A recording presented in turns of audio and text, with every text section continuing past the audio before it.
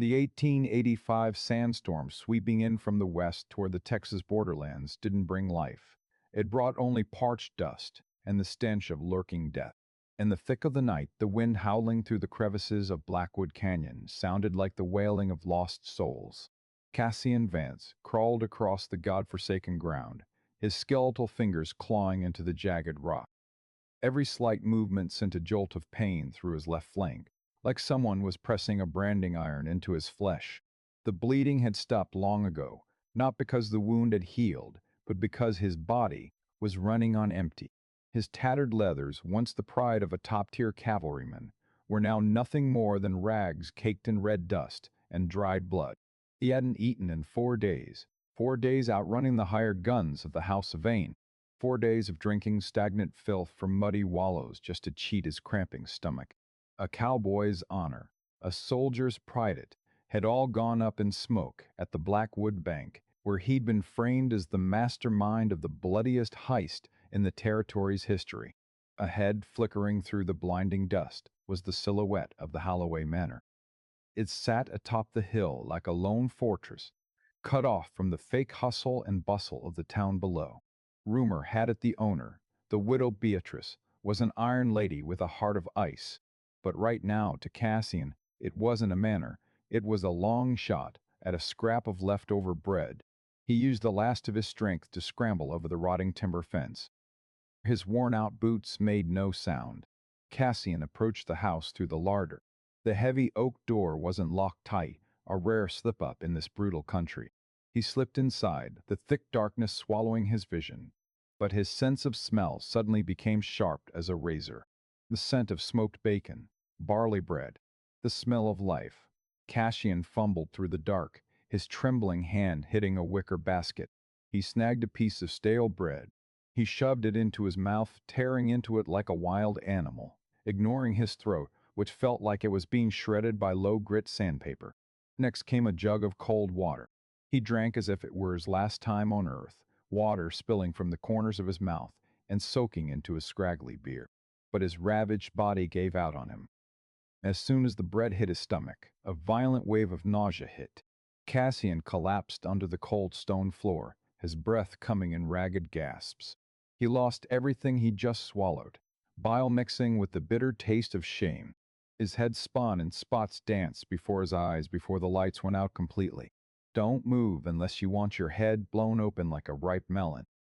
A voice cold and sharp as a straight razor rang out right above him. Cassian cracked his eyes open, struggling to focus. The light from a hurricane lamp on the kitchen table beamed directly into his face, blinding him. Behind that light, the business end of a double-barreled shotgun was leveled at his chest.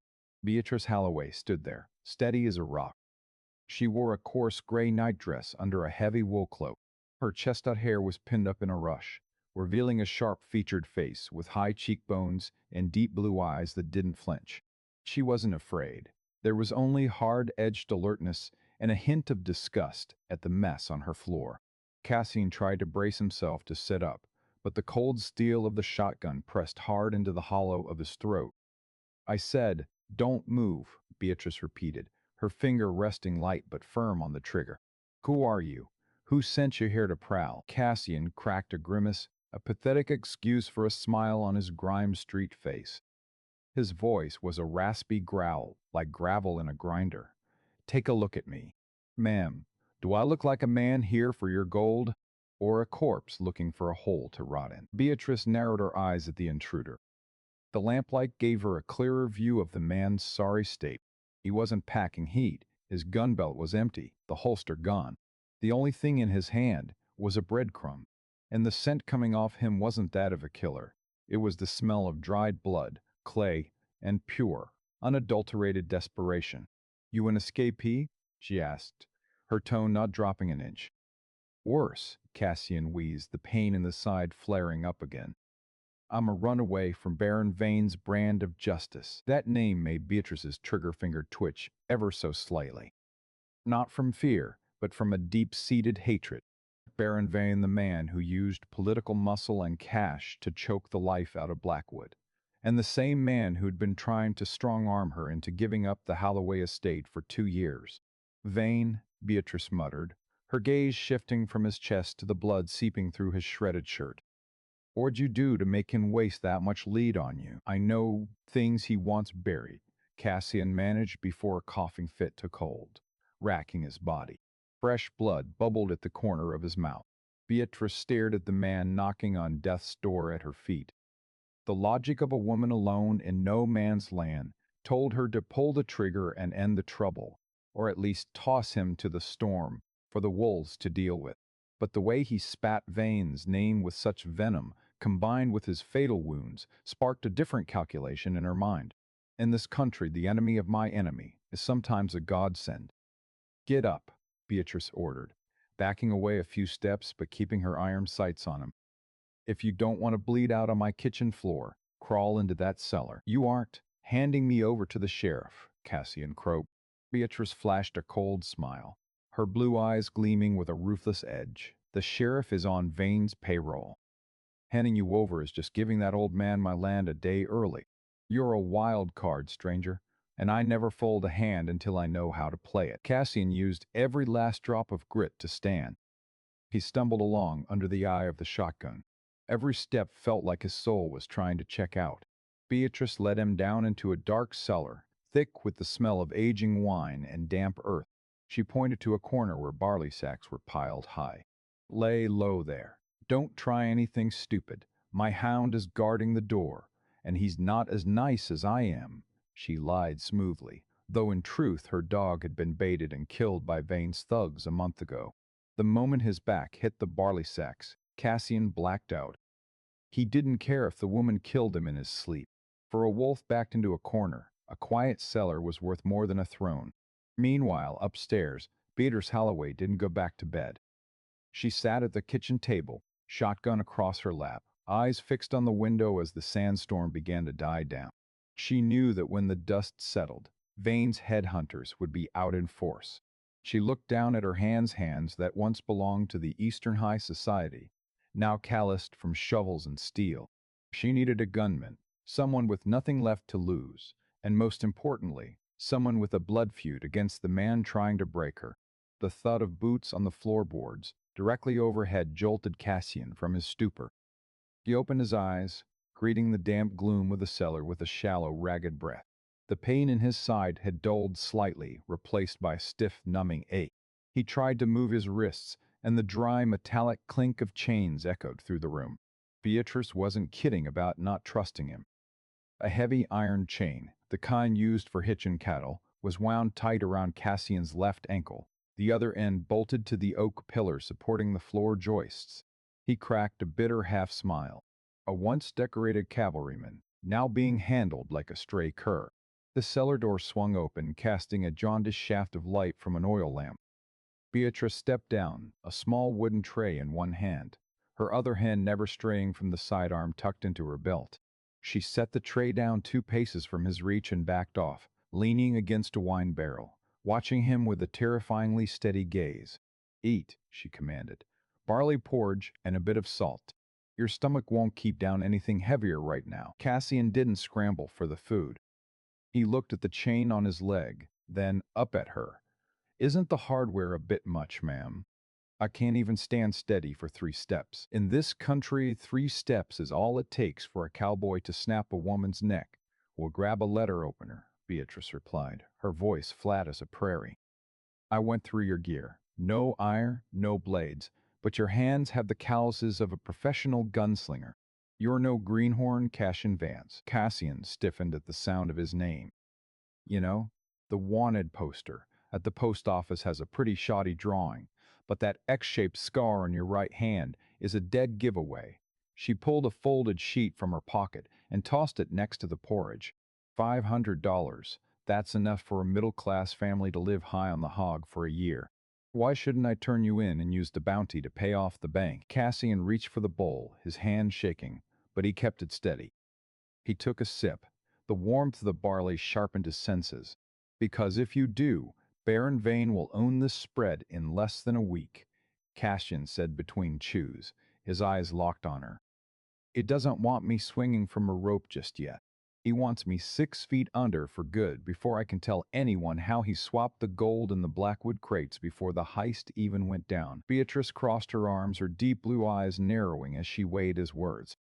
Vane's a greedy bastard, but swindling the central bank is high treason. You got proof? The proof is buried with the miners who died at the hands of his mercenaries. I'm the only one who made it out. Cassian set the bowl down, his voice turning gravelly. He framed me because I refused the order to open fire on innocent folks protesting at the tin mine. Now look at me, a federal outlaw. A long silence filled the cellar. Beatrice moved a step closer, the lamplight catching her face and highlighting the tired lines around her eyes. Who do you think I am, Cassian? Some kind-hearted widow looking for justice. She gave a faint, bitter laugh. I'm keeping you because I need a hound. Bane's goons come by once a week, tearing down fences, poisoning cattle, and threatening to burn this house to the ground if I don't sign over the deed.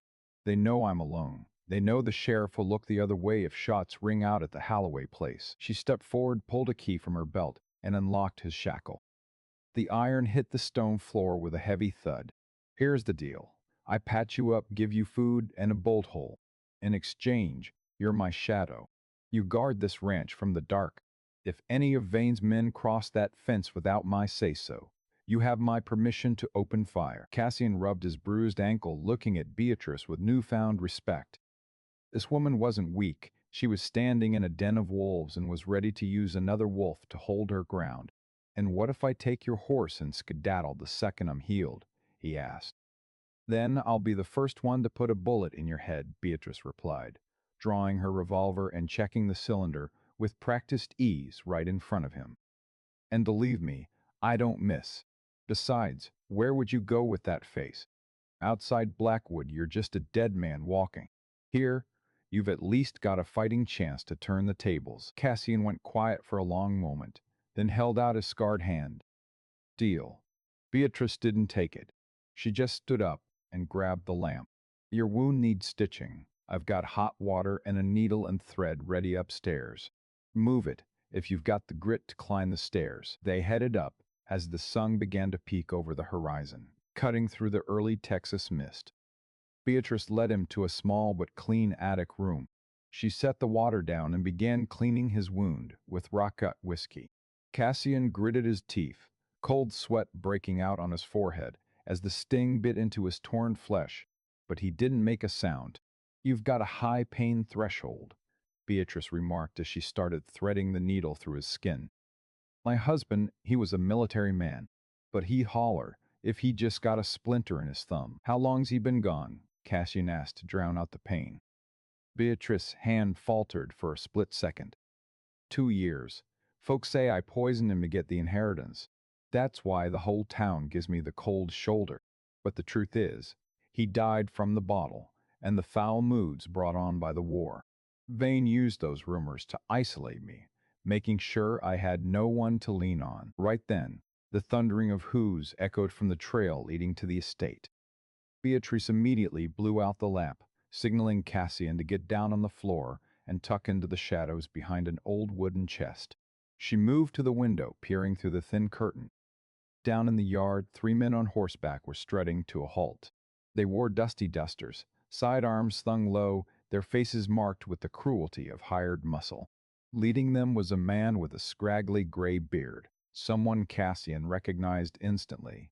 Silas Weasel Eyes, one of Vane's most trusted triggermen. "Morning, Mrs. Holloway," Silas hollered, his voice echoing through the quiet yard. "Hope you slept tight after the storm. Baron Vane sends his regards and wants to know if you've had a change of heart about that contract." Beatrice opened the window, leaning her shotgun against the sill but keeping it out of sight. "Move along, Silas. The answer's the same. This land isn't for sale and I don't fold for threats." "Well now, you're still playing hard to get," Silas smirked, circling his horse around the well. "But you know after a storm, wood gets real dry, catches fire real easy, and we heard there's a federal runner lurking around these parts. The Baron's worried for your safety, so he might send more boys to protect the place more often." He halted his horse, eyes scanning the windows as if looking for a slip-up. Cassian lay flat on the floor, his hand instinctively searching for a weapon. His fingers brushed against a small wood-splitting axe by the attic fireplace. He gripped the handle, feeling his heart hammer against his ribs. Beatrice kept her voice ice cold. "I've got iron to protect myself. And last I heard, the law still counts in Texas for trespassers. Get off my land before I lose my patience." Silas spat on the ground, his eyes flashing with fire. "Fine then, lady. Enjoy the peace while it lasts. We'll be back soon, real soon." They wheeled their horses and galloped off, leaving a cloud of dust. Beatrice slammed the window shut, her breath a bit hitched. She turned back to Cassian, who was still gripping the hatchet on the floor. "They're suspicious," she said, her voice low. "Vane never sends men just to say hello. He knows you're in the wind around here." Cassian stood up, setting the axe down. His eyes were no longer those of a weary fugitive. They were the eyes of a cavalryman prepping the field. "Then we're short on time," he said, his voice hardening.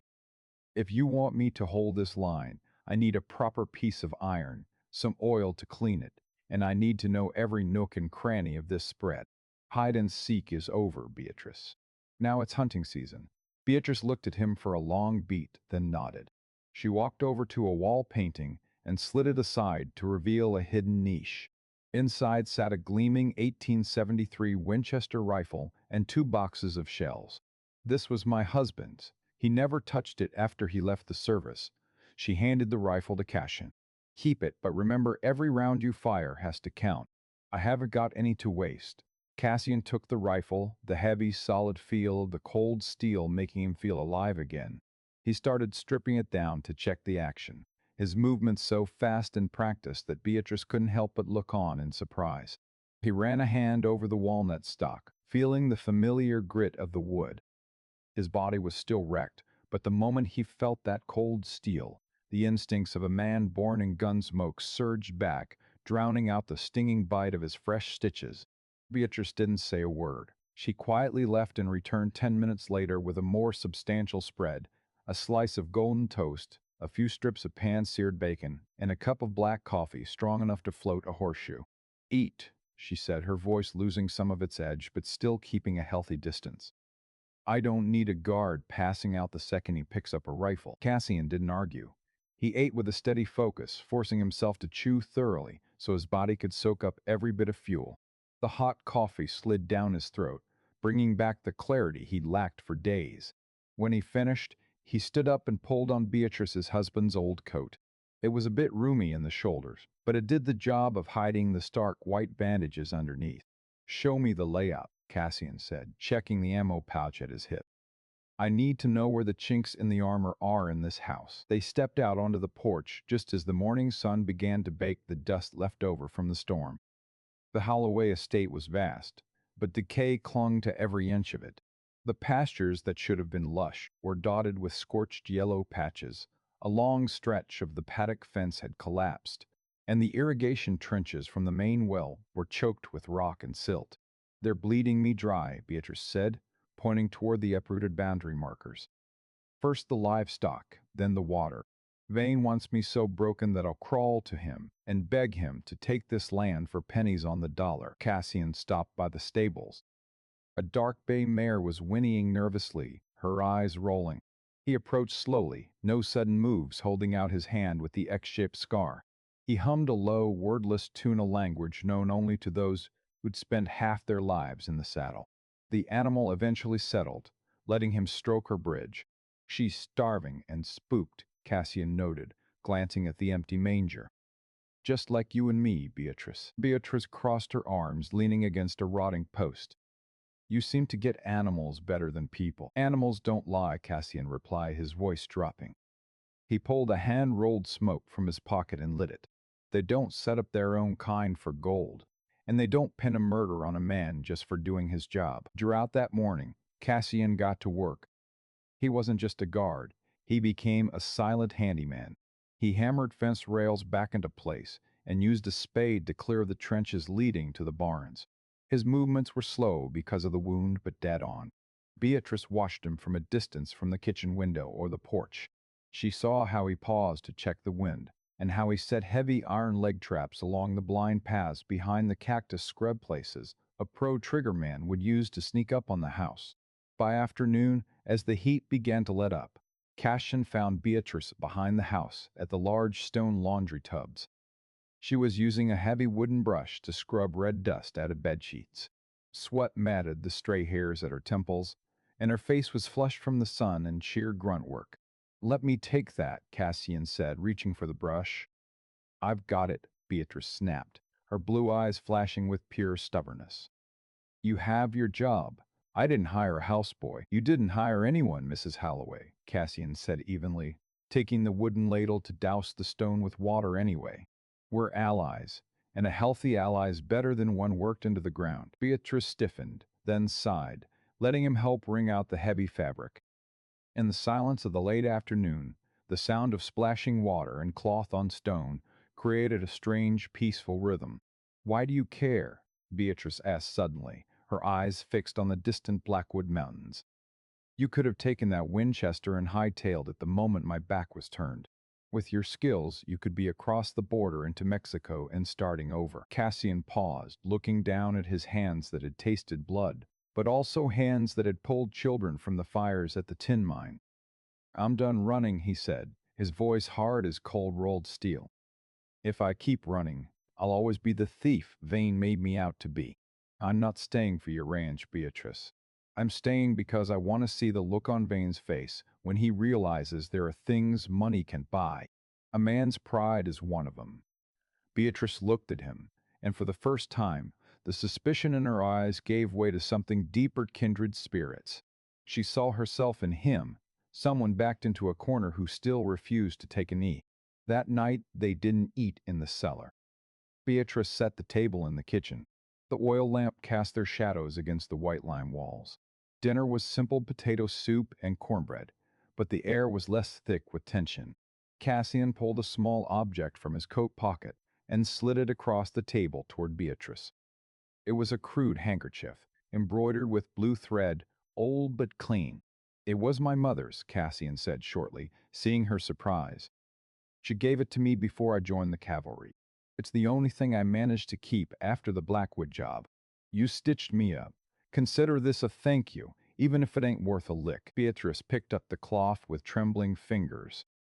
The clumsy stitches formed a tiny wildflower. To the wealthy woman she used to be, this was a rag. To the lonely woman the world had cast out, it was heavier than a bar of solid gold. "Thank you, Cassian," she whispered, quickly tucking it into her pocket as her eyes began to sting. That fragile piece shattered the next morning. A sleek, expensive carriage, with the silver seal of the town's government office, pulled up to the gate. Baron Vane stepped out. He didn't bring his thuggish goons this time. He came alone, dressed in an elegant black suit, clutching a silver-topped cane, his aged but ruddy face wearing a look of smug triumph. Cassian immediately backed into the shadows of the porch, the Winchester chambered, the barrel resting on the windowsill behind the curtain. Beatrice smoothed her dress and stepped out with the authority of a mistress. "Morning, Mrs. Holloway," Vane began, his voice smooth but calculated. "I heard there was an intruder on your land last night. I was so worried I couldn't sleep. Had to come see for myself if you were all in one piece." "News travels fast in town, Baron," Beatrice shot back with venom. "Faster than your men can tear down my fences." Vane chuckled, staying outside to eye the newly cleared trenches and the repaired fence line. His sharp gaze landed on the well Cassian had swept that morning. "You got yourself a new hand, a hard worker, from the looks of it." Vane narrowed his eyes, his gaze sweeping the porch and lingering a beat too long on the gaps in the attic curtains. "Careful now, Beatrice. Some folks look like hired help, but are really wolves in sheep's clothing. You wouldn't want to be harboring a man the feds are hunting, would you?" "Who I keep on my land is my business, as long as I hold the deed," Beatrice said firmly. Vane moved closer, his voice dropping, dripping with threat. "That's the rub. I hold your husband's loan papers from the Blackwood Bank. Due date is the end of the month. If you haven't got 5,000 in cash, this spread belongs to the bank, and the bank, as you know, is under my thumb." He tapped his cane on the ground, the sound like a death knell. "Think it over. Sign the deed over to me now, and you'll have enough to live well back east." Keep being stubborn, and you'll end up in a ditch with an empty belly and an outlaw for company." He turned and climbed back into his carriage. But before it rolled off, Vane glanced at the attic window one last time, his lip curling into a wicked grin. He'd clocked something. He hadn't seen Cassian, but he'd seen the shift in Beatrice's confidence a lonely woman shouldn't have unless she had an ace up her sleeve.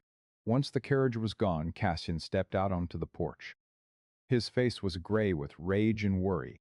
"He knows," Cassian said, his hands still tight on the rifle.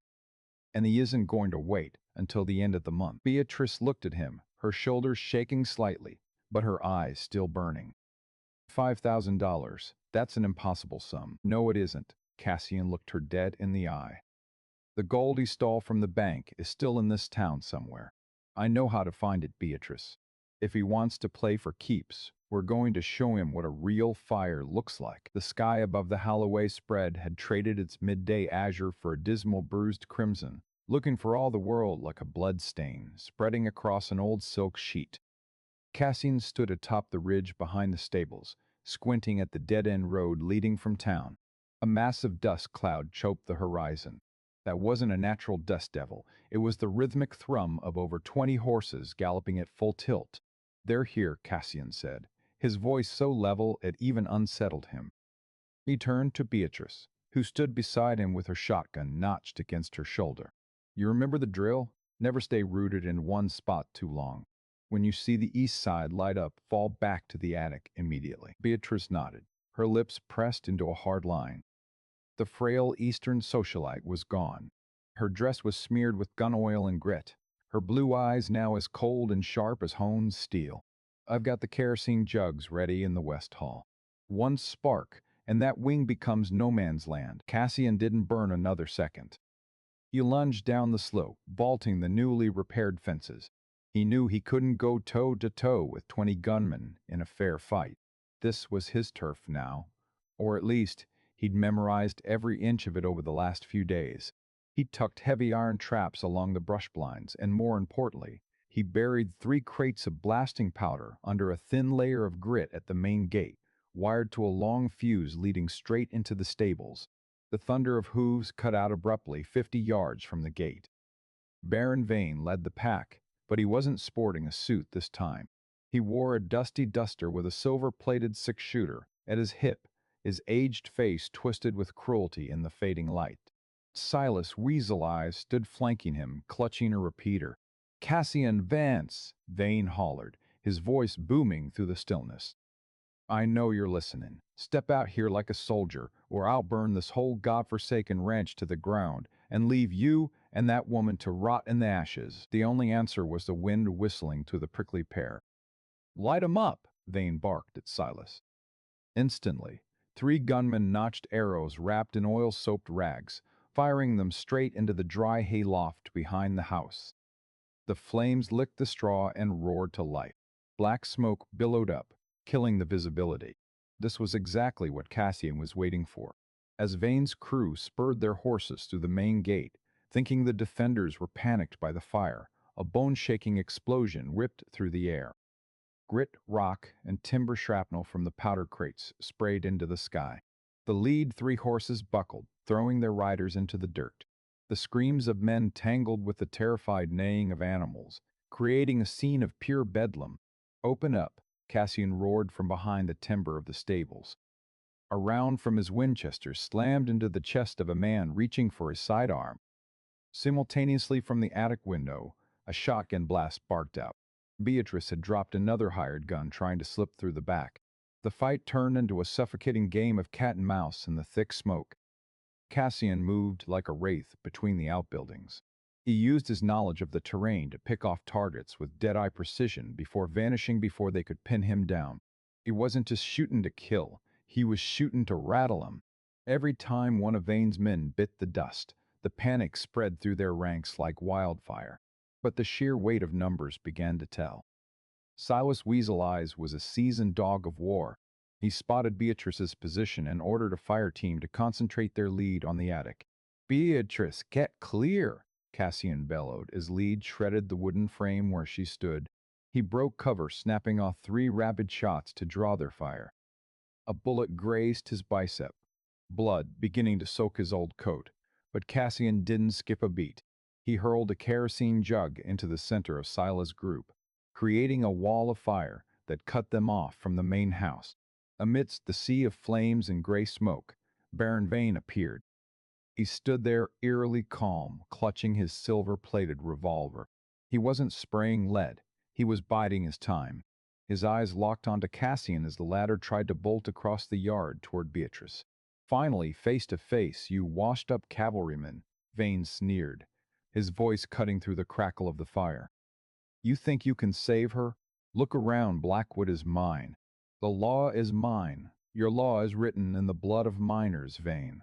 Cassian shouted back, his grip tight on the Winchester even though it was running dry. And tonight it ends in yours. Vane leveled his piece, but before he could squeeze the trigger, a dry crack echoed from the porch. The bullet missed Vane but shattered the hurricane lamp hanging right beside him, dousing his duster in fire. It was Beatrice. She'd scrambled out of the attic and stood there, hair a mess, face blackened by smoke, still gripping her shotgun. That split-second distraction was all Cassian needed. He lunged like a mountain lion, tackling Vane. Both men tumbled into the burning hay beside the barn. Vane's revolver spun away. In that moment, between the flickering orange light and the searing heat, the two blood enemies went at it tooth and nail. Vane, despite his years, had the brutal strength of a man used to holding the whip hand. He swung the silver head of his cane into Cassian's wounded shoulder. Cassian groaned in agony, but he gritted his teeth and delivered a headbutt square to the old man's face. Vane's nose erupted in blood. Cassian pinned him to the ash-covered ground, his hands tightening around the throat of the man who'd ruined his life. "Where's the gold?" Cassian hissed through clenched teeth. Vane wheezed a frantic, manic laugh. "You'll never find it. It's going to hell with me." Right then, Silas emerged from the smoke, his muzzle leveled right at Cassian's back. "Get off the Baron, or I'll blow a hole through your heart." Cassian froze. He felt death standing right on his neck, but he didn't let go of Vane. He looked toward the porch where Beatrice was being backed into a corner by two other gunmen. Everything seemed to be falling apart. The effort, the hope for redemption. It all felt like it was going up in smoke on this bloody night. But then, a new sound cut through the chaos from the trail. The bugle call of the federal militia. As it turned out, while Cassian was prepping the field, Beatrice had quietly sent a coded message via her Hawka distress signal to an old general of her husband's who had always smelled a rat regarding Vane's business in Blackwood, but lacked the hard proof. The arrival of the feds sent Vane's mercenaries into a blind panic. Silas started to pull the trigger, but a long-range shot clipped his hand before he could act. Vane saw the cavalry swarming the estate and knew he was licked. He reached into his pocket for a hidden derringer, but Cassian was faster. A haymaker punch knocked the old man out cold instantly. The battle ended as abruptly as it began. The remaining gunmen dropped their irons and threw up their hands under the muzzles of the Federal cavalry. The gun smoke slowly drifted away, revealing a Holloway estate that was scorched and battered, but still standing. Cassian slumped to the ground, his breathing heavy. His whole body was a map of pain, blood from his shoulder and arm leaking into the dust. Beatrice ran to him, kneeling and pulling the shivering cowboy into her arms. "We did it, Cassian," she whispered, tears carving tracks through the soot on her cheeks. Cassian looked at her, a faint, weary smile touching his lips. He raised his scarred hand and brushed a stray hair from her face. "I told you, this is your land. No one's taking it from you." The morning sun didn't bring warmth, only a harsh, glaring light that exposed the skeleton of the Holloway estate. Wisps of gray smoke still curled from the blackened remains of the granary, and the metallic tang of spent brass hung heavy in the stagnant air. Cassian lay on a cot in the main parlor, his chest wrapped in fresh linens that Beatrice had torn from her finest Eastern silk, the last remnants of a life she no longer lived. "Drink this," Beatrice said, her voice raspy from the smoke she'd inhaled. She held a cup of bone-dry whiskey to his lips. "The federal surgeon said you've lost enough blood to kill a mule, but your heart's too stubborn to stop beating." Cassian took a jagged swallow, the liquid burning a trail down his throat. He looked toward the window, where the silhouette of a federal sentry passed by. Vane? In a holding cell at the garrison, she replied, sitting on the edge of the bed. She looked exhausted, her porcelain skin smudged with soot that she hadn't bothered to wash away. The general's men found the ledger in his carriage. It didn't have the gold, but it had the names. Every judge, every deputy, every clerk Vane had in his pocket. The house of cards is falling, Cassian tried to sit up, a groan escaping his teeth as the stitches in his side pulled tight. The ledger isn't enough. Vane's a snake. If that gold isn't recovered, he'll find a way to buy a new jury from behind bars. He's got caches all over the territory. Rest, Beatrice commanded, pressing a hand to his shoulder. The army is scouring the town. They'll find it. They won't. Cassian wheezed, his eyes burning with a feverish intensity. The army looks for wagons and warehouses. Vane doesn't hide things where men look. He hides them where they fear to tread. He closed his eyes, his mind drifting back to the nights he spent as Vane's unwilling enforcer. He remembered a specific conversation, a drunken boast Vane had made about the Devil's Throat, a collapsed silver mine 2 miles north of Blackwood, rumored to be haunted by the spirits of those buried in the cave-in of 72. No one went there. Not the law, not the locals, not even the scavengers. 2 days passed in a blur of fever and fitful sleep. By the third morning, Cassian's strength had returned enough for him to hobble to the porch. The general, a man named Sterling with a beard like a thicket of gray briars, was waiting there, looking frustrated. "We've turned Blackwood upside down, Vance," Sterling growled, spitting a wad of tobacco into the dust. "Not a single bar of bullion. The auditors are breathing down my neck. If that gold doesn't turn up, the federal government is going to foreclose on this entire county to cover the loss. That includes this ranch." Beatrice, standing by the door, stiffened. All their fighting, all the blood spilled, and the bank was still going to take her home. Cassian looked at the Winchester leaning against the porch railing, the rifle that had saved his life. "I know where it is, but your boys in blue won't go in there. It's a tight squeeze and it's a death trap if you don't know the shoring." "The Devil's Throat," Beatrice whispered, her face paling. "Cassian, that place is a tomb." "Exactly," Cassian said, his voice hardening. "It's the only place Vane could keep a ton of gold without a single soul stumbling onto it." Despite Sterling's protests about his condition, Cassian saddled the bay mare. Beatrice insisted on coming, her shotgun slung across her back. They rode out under a bruised purple sky, the wind kicking up a low, mournful whistle through the canyon walls. The entrance to the mine was a jagged maw in the side of a limestone cliff, choked with overgrown mesquite and warning signs that had long since rotted away. The air emanating from the hole was ice cold and smelled of wet earth and ancient rock. "Stay here with the general's scouts," Cassian told Beatrice as he lit a torch.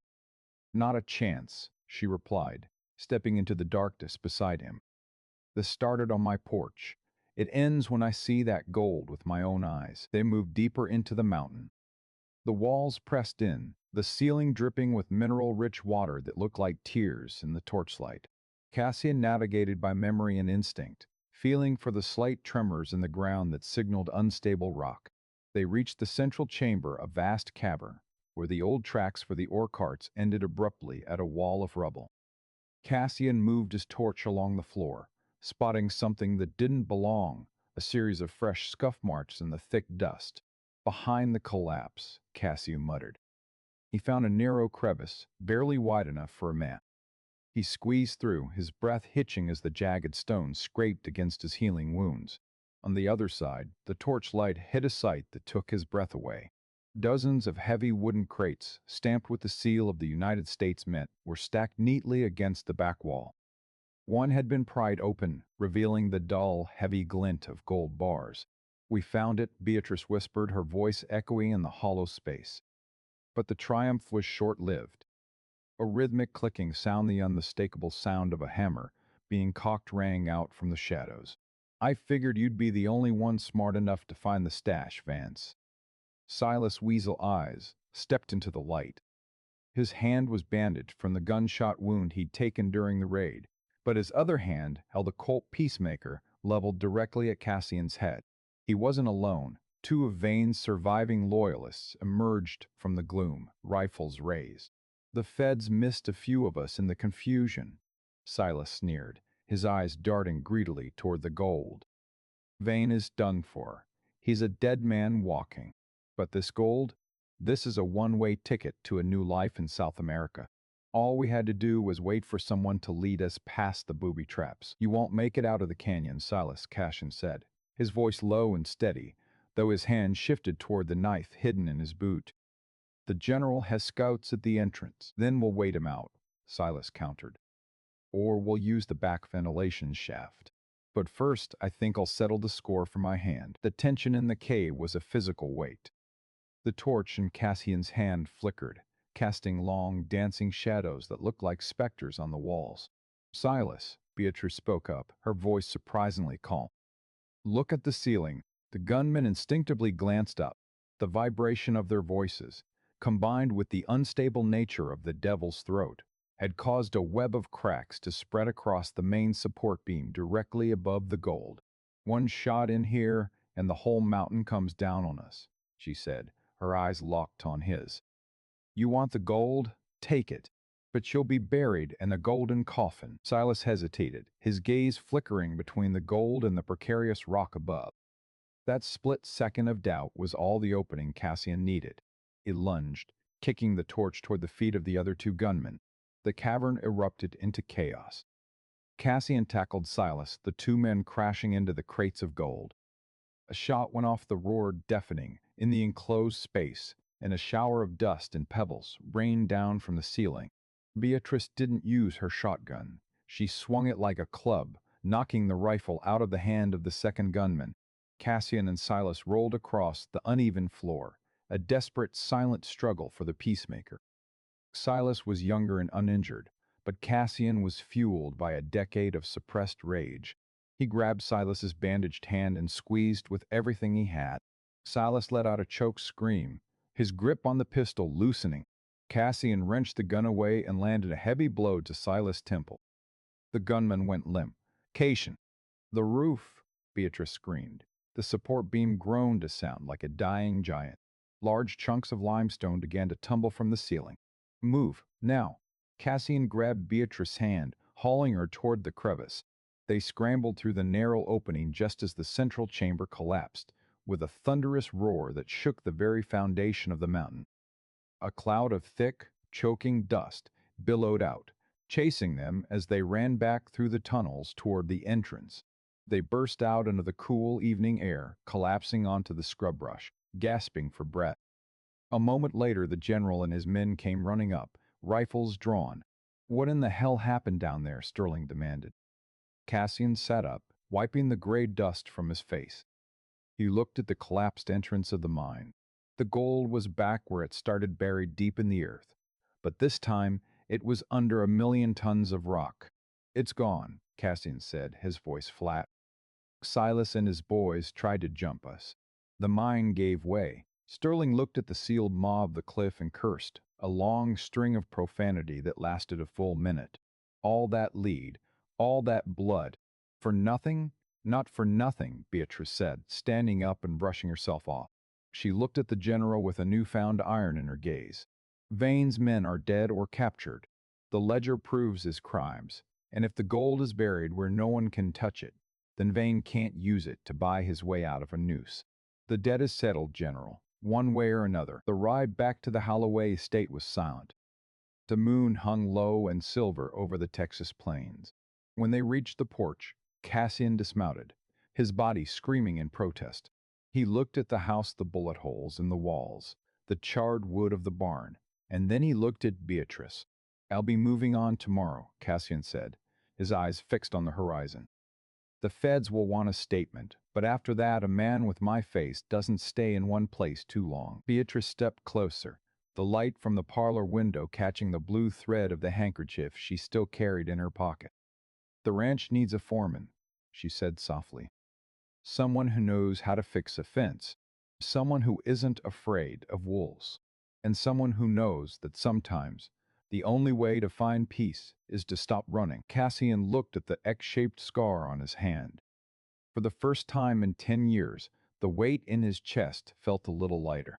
He looked at the ruined barn, then back at the woman who had stood her ground when the world tried to break her. "I'm not much for staying put," he admitted, a ghost of a smile appearing on his face. "But I suppose I could stay long enough to see the grass grow back on those scorched patches." Beatrice held out her hand, not for a deal this time, but for something else. "Then welcome home, Cassian." The wind blew across the Texas borderlands, no longer carrying the scent of death, but the clean, sharp smell of rain on the horizon. The storm had passed, and for the first time in a long time, the dust was finally settling.